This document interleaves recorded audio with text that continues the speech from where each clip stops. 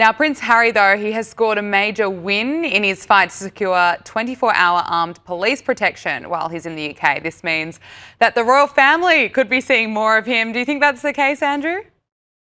I think it certainly is, and this is a case that he lost about the royal protection. He's always said it's one of the most important battles that he has had is to try and get this royal protection. They're now saying he's written to the Home Secretary over here and said, look, there's security concerns. I do not feel safe bringing my wife and children to the UK. And he talked about people who've been stalking him and so on and so forth. And what's happened is effectively they might do a U-turn on this basis. So he's written to, as I say, to the Home Secretary and say, look, can you have a look at it? So Home Secretary Shabana Mahmood is basically requesting a full security risk assessment. And it's now understood he might be on the verge of getting his way. This was reported in The Sun, and the Home Office, as I say, have ordered this threat assessment for the first time since he stepped down as a working royal. And the review will be conducted by what's called the Royal and VIP Executive Committee, RAVEC, affectionately called. It's the very government Harry previously battled in the High Court. And I was actually during that judgment. I sat watching him in court on that stage. He came over, as he did for various the other cases that he had over here. And now what's going to happen is they've got this risk management board to reassess his threat level. And Harry's made it very clear he wants to reunite with his father.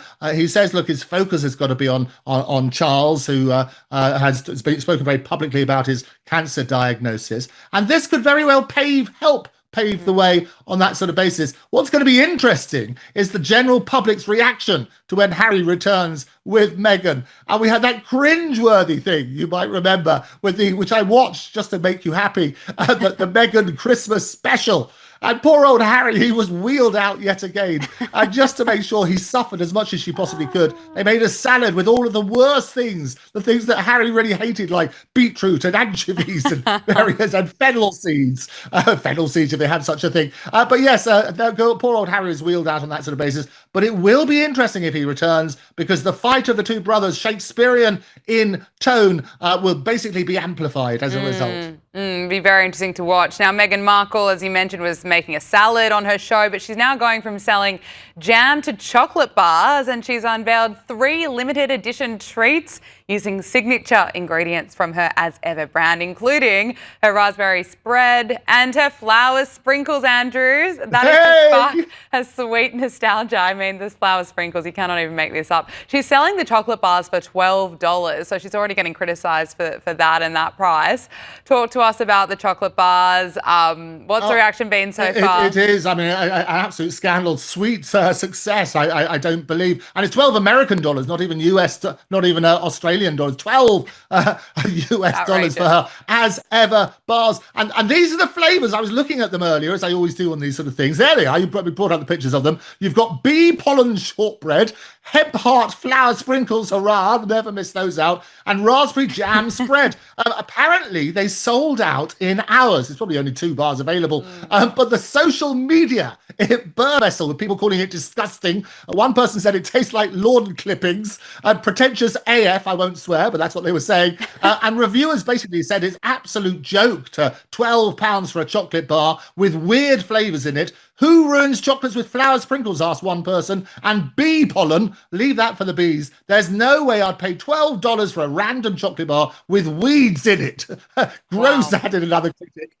They're basically calling out for a very plain chocolate bar. Would be rather interesting on that sort of basis. But then we wouldn't have anything to talk about, Gabriella. We probably would. True. What about the flower sprinkles? She'll never let those go, will she?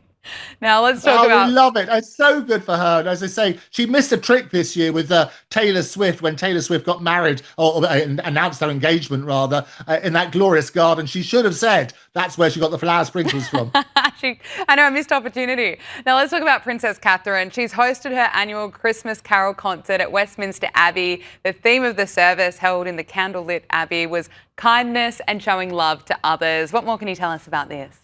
Well, it's glorious, isn't it? We go from the absurdity of the Montecito madness to the glorious Princess Catherine. And this is what she did. It was a glow-up, wasn't it? Pure class while the Sussexes were crafting glue gun wreaths, wasn't it? And it was the Westminster Abbey. They had William, George, Charlotte, Louis. They're all there. They had A-listers turning out as well. I see you've got a picture of Paddington Bear, Kate Winslet, Eugene Levy, who did that wonderful interview with William, as you know, Dame Mary Berry from our famous baker over here, and they had real heroes as well, Holocaust survivors, D-Day veterans and young carers, and there was all sorts of things like sea shanties were sung, you had Bible readings, and the theme, as you say, was all about kindness. If you can be anything in this world, be kind. And this is what it was. It was great to see her again after her own cancer diagnosis. People love Princess Catherine over here. They had 1,600 guests, and they heard a mix of traditional carols, music, and poems. As I say, Kate Winslet was there. It was lovely to see her there. And there was a Bible reading from Prince William himself from the pulpit. And it was all held in the candlelit abbey. And it was absolutely glorious to see that sort of stuff. She was also wearing this long green Christmassy coat. And what she did, she's a princess for the people, because she met members of the congregation inside the abbey and she spoke to Holocaust survivors and so on and so forth, as well as, I say, Eugene Levy, who lifted the lid, peeked beneath the kimono of what Prince William's really like.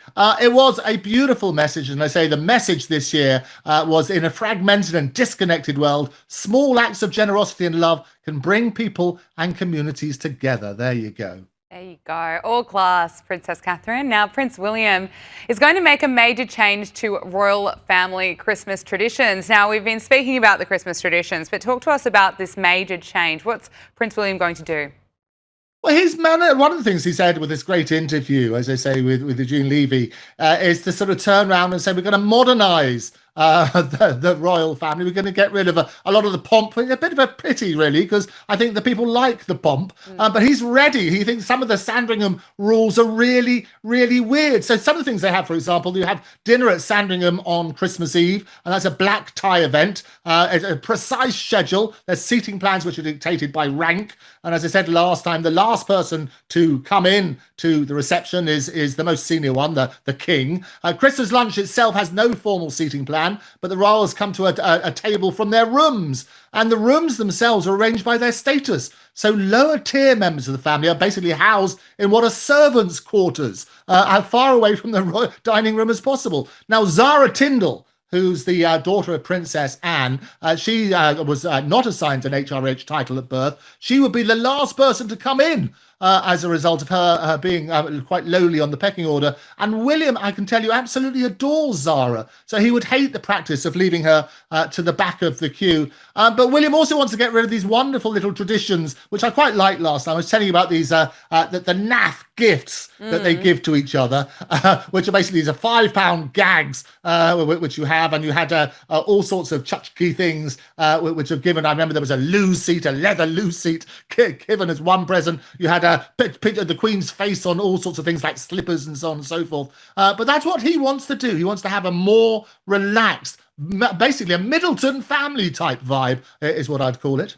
Okay, Andrew Eborn, UK barrister and broadcaster, president of Octopus TV. Thank you so much for joining us. It's always a joy, Gabriella. See you next week.